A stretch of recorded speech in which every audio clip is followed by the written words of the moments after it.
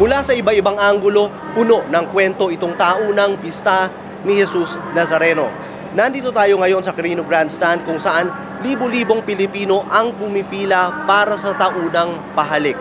Kung saan humahawak sila at nagpapahid ng mga panyo sa isang bahagi ng imahen ni Jesus Nazareno.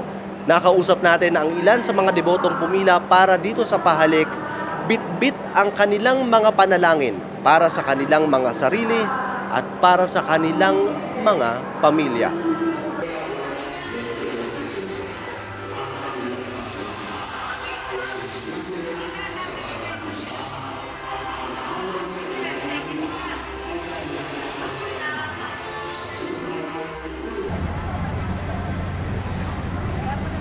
Bakit ka nandito? Ha? Okay. Jesus Nazareno. Sabi mo, Viva! Diba? Gusto ko panalangin yung pagkasalita niya, parang late siya magsalita eh. Late siya magsalita. Parang delayed yung speech niya. Hindi ipag-pray namin.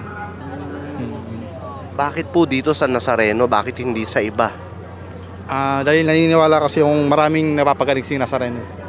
Ano yung pinaka-pinagdarasal ninyo pag nandito kayo? Tulungan ako, lumaba aking buhay. Alam po. Dahil nga ako nag-iisa na eh. Iniwan nila ako mag-isa. Yun lang po bakit magdasal. Lumaba aking buhay. Kayo po, anong pinagdarasal po ninyo ngayon? Lahat. Magandang pangangatawan, malayo sa sakit. Magandang pamumuhay.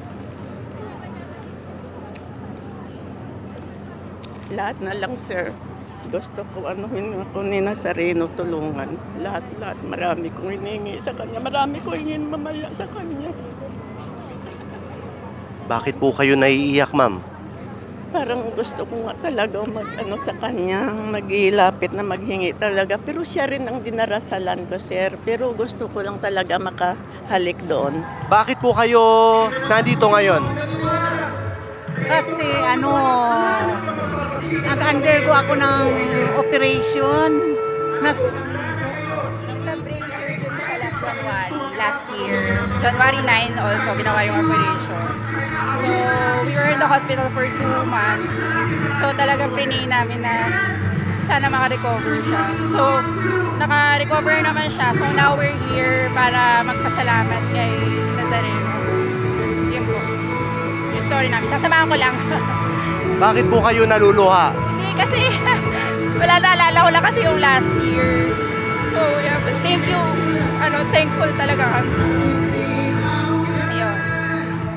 Kayo po, ma'am. Ano po yung pinapanalangin niyo po ngayon? Unang-una sa buong pamilya ko, sa mga mahal ko sa buhay, mga anak ko at saka mga kapatid ko, pamilya, lahat ng mga mahal ko sa buhay. Bisperas pa lang ngayon. Pero bukod sa mga nakikita nating nakapila dito sa Quirino Grandstand, banda roon naman sa likod ng mga barriers sa damuhan. Napakaraming Pilipino ang nagtayo ng kani-kanilang mga tent, naglatag ng mga banig at nagbaon ng mga pagkain at mga damit.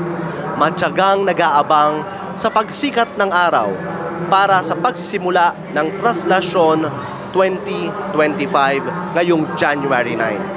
Mula dito sa kinatatayuan ko, napakadaling makita ang mga deboto bilang mga warm bodies lang, mga numero lang. Pero kapag kinausap natin sila, makikita natin, maririnig natin ang pag-uumapaw ng pag-asa at pasasalamat, pag-uumapaw ng debosyon at pagmamahal. Paterno Esmael, Rappler, Manila.